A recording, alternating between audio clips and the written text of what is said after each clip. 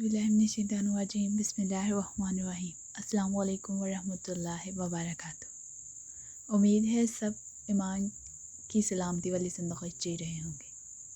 जी, आज का टॉपिक है बेटियों के लिए कुछ नसीहतें। सब अपनी बेटियों को सिखाइए।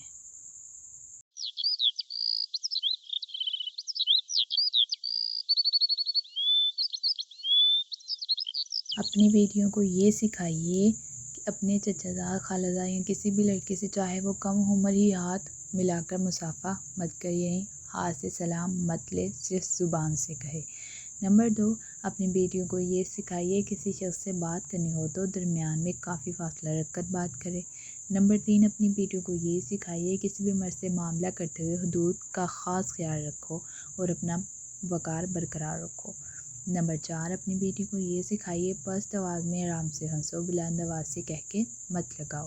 नंबर 5, अपनी बेटियों को ये सिखाइए आम सड़क पर अपनी सहेलियों से भी मजाक मत करो, रास्ते के अदब का ख्याल रखो। नंबर 6, अपनी बेटियों को ये सिखाइए लिफ्ट में अजनबी मर्द के साथ ना चढ़ो, पहले इससे जाने दो, इसके बाद तुम चली जाओ। नंबर 7, अपनी बेटियों को ये सिखाइए छोटी बेटी को दुकान भेजना हो तो छोटे बड़ी या चुस्त लिबास में मत भेजो और इससे ज़्यादा देर ठहरने या दुकानदार करीब होने से भी मना करो।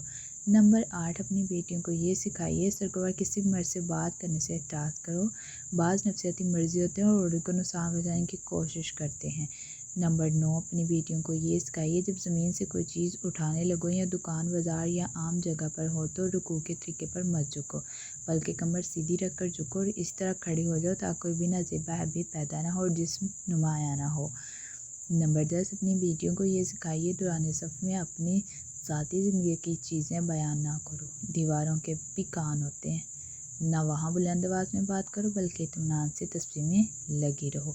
नंबर 11, अपनी बेटियों को ये सिखाइए बास लोगों का ख्याल है कि ये सब कदीम और फरसुदा बातें, लेकिन दरअसल ये हमारी ज़िम्मेदारी है कि इसे ज़िंदा रखें क्योंकि ये हमारे पाकीज़ा दीन के तकाज़े हैं और आज के दौर में तो इनको सबसे ज़्यादा ज़रूरी है इन बातों को ज़िंदा रखना, इन पे अपनी औलादों को, अपनी बेटियों को अमल करवाना।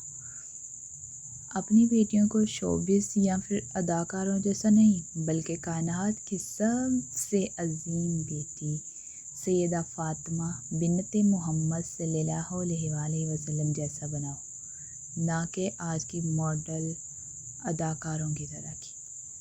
अल्लाह हर किसी को अपने हिफ्ज़-ओ-अमान में रखे, हर बेटी के नसीब अच्छे करे और सबके सदके मेरे भी आमीन।